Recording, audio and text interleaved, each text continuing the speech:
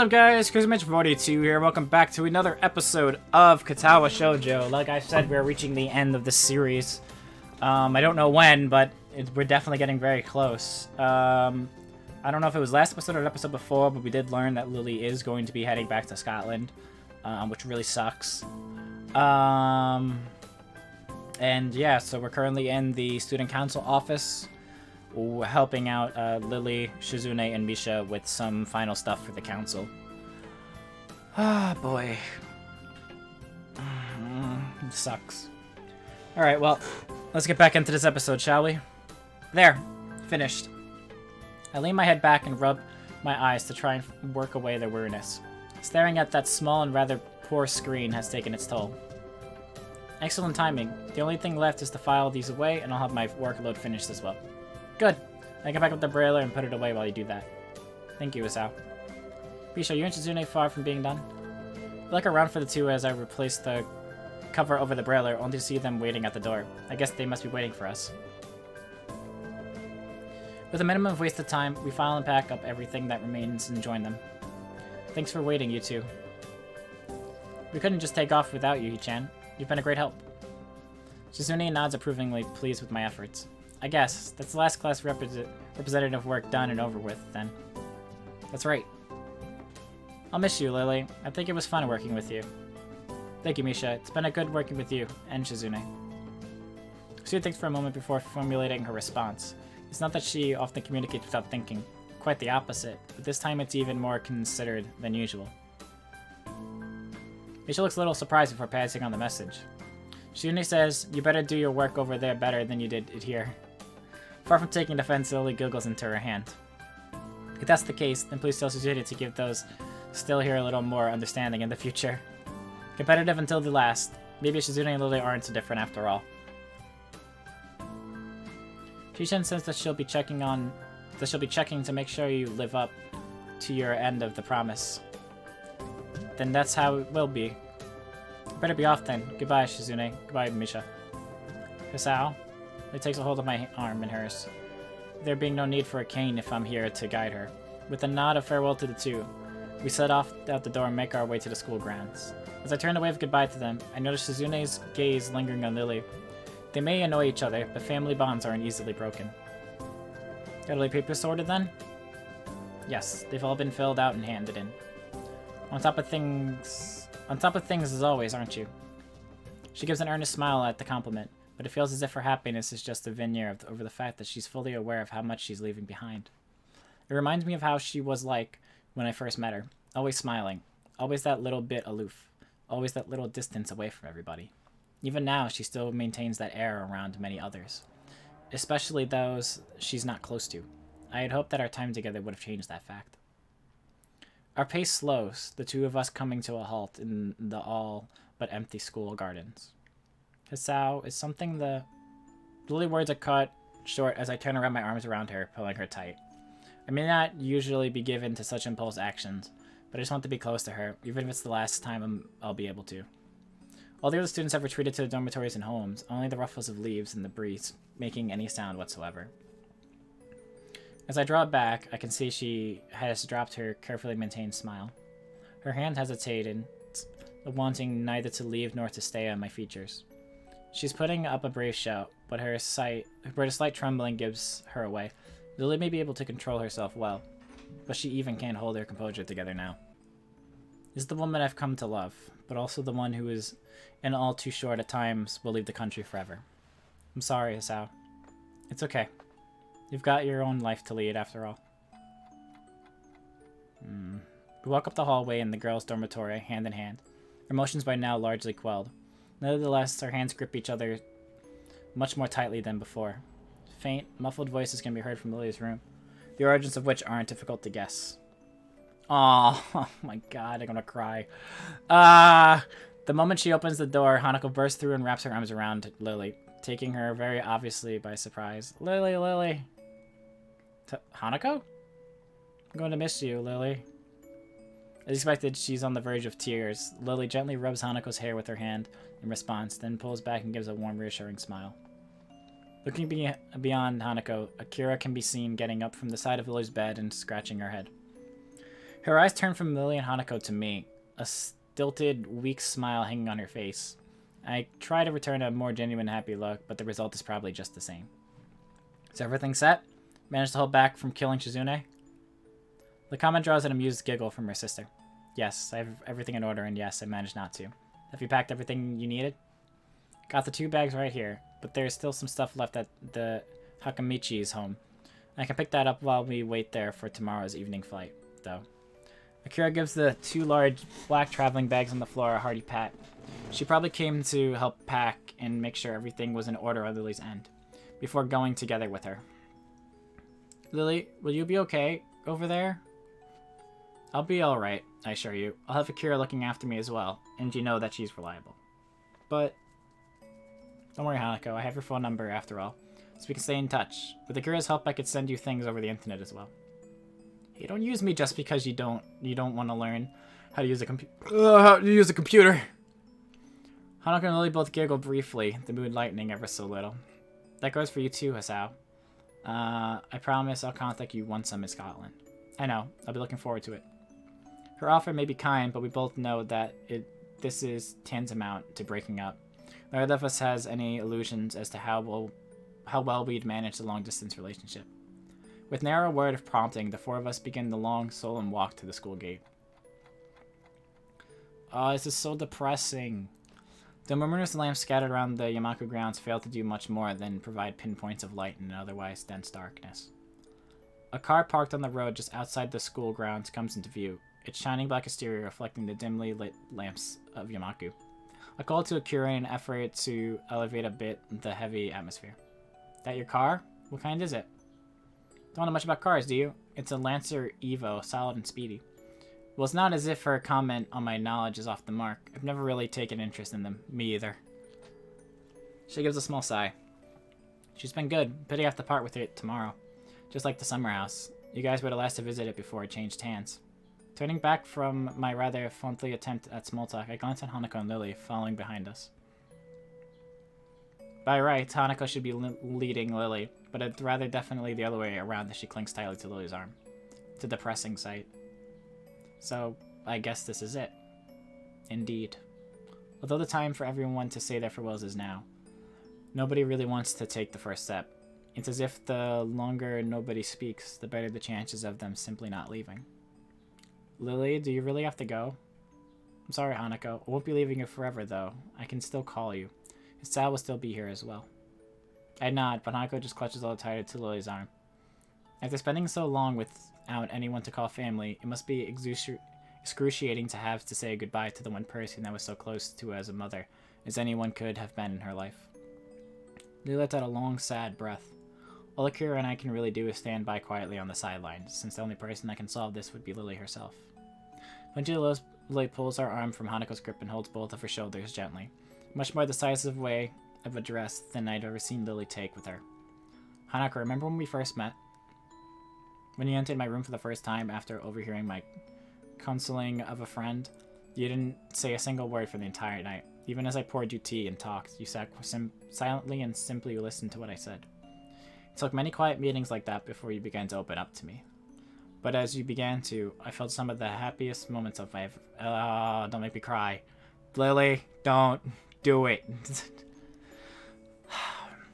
I didn't become your friend because I pitied you, Hanako. I became your friend because I knew you were hiding, not just from me, but from everyone. Your ambitions, personality, interests, tastes. I didn't know any of them, and neither did anybody else. As you showed yourself to me, though, I began to realize the person that you were, and became sure that our meeting was a very special moment. But Lily cuts her words short as she brings her hand to Hanako's head and brushes her bangs to the side, gently pressing her lips to Hanako's forehead. As she pulls her head back, leaving Hanako all but speechless and her eyes moist, Lily beams a wide smile. I believe you're a very beautiful person, Hanako, and I'm certain that you will become a strong and confident woman. You are a very dear friend and someone who I love very much. Just like Hisao, I will never forget you for as long as I live. I may be leaving, but you have your own life here to lead, just as I do. You have your friends, you have your own friends and hobbies, and your own hopes after graduation. I want you to devote yourself to them even after I'm not around anymore. That is why I think you will be okay, because you are your own self, with your own life. You yourself proved that to me. Hanako lowers her head in embarrassment, but nods as she does. I understand. I know I have to say goodbye. I know you have to go your own way. But thank you, Lilly, for everything. Thank you, Hanako. Will you be okay? There are a few seconds of silence before the answer comes. I will. Lilly smiles, undoubtedly at least partially in relief. It makes me very happy then. Goodbye. Goodbye, Lilly. And farewell to you as well, Hisao. Goodbye. I'll miss you. She pauses for a moment before walking up to me. Her right hand, outstretched in front of her, takes a hold of my shoulder. Her left hand slowly and daintily reaches towards my face, taking my cheek in her palm. For a while, she simply holds my face, her fingers just slightly moving to take in its contours. Usually her hand would be warm when doing such a thing, but the night air's given her skin a cool edge. I'm not sure how long we stay like this. Her clouded eyes pointed just below my own as she wears a wistful, almost distant smile. Eventually, though, I take her cold hand in mine. It's difficult to do so, but with a slight sigh, I gently remove her hand from my cheek. You'll be of a long and happy life, Lilly, no matter where you might go. Thank you. I'll make sure to. She takes a long, trembling breath before turning slightly towards Akira's direction. Akira? Okay. With a nod, she takes Lilly's hand and begins to guide her to the car parked outside the gates. They both walk slowly and deliberately, as if their movements had been rehearsed in advance. It's strange to feel like this now, watching somebody leave Yamaku. The feeling of unease I have now reminds me of the first time I walked through those black wrought iron gates that always looked far too promising for what they were. As they leave, all of us know full well that our lives are irreversibly changing. I've always told myself that I just want to take life as it comes, but everything's changing so fast, so suddenly. In the end, Lilly's an irreplaceable part of the lives of both Hanako and me. The noise of Akira opening the passenger door for Lilly brings me out of my thoughts, her hand waving as Lilly gets in. See you guys. Take care of yourselves. Goodbye, Hanako. Goodbye, Hisao. Hanako's head quickly shoots up, her face brightened by her enthusiastic farewell. Goodbye, Lilly. Goodbye. See you, Akira. And goodbye, Lilly. The door shuts as we all put on our best happy farewell faces. Akira getting in the car herself and starting it up in short measure. Lilly's hand can just be seen waving through the tinted windows, both of our hands waving high as well. Just as every other time I've done such things, I can't quite work out precisely why I, or Hanako, wave to her given that she'd never see us doing so, but it doesn't matter. Even after that black, shiny car goes down the hill and disappears into the darkness, we carry on waving and seeing Akira and Lilly off. And then, they're gone. A strange stillness takes over as our hands return to our sides. I don't quite know what I should do or how I should feel. In the end, we just stand there silently staring down at where the car disappeared from sight. Goodbye, Lilly. All I can do in response to her quiet, mournful goodbye is to place a hand on her shoulder. She looks at me for a few moments before looking back down the hill, secure in the knowledge that I'm still around for her. What we'll do from now doesn't seem all that uncertain. We all have our own ambitions now, just as Lilly said. But even so, it feels like there's a certain missing part in both of our lives now, something that can never be replaced.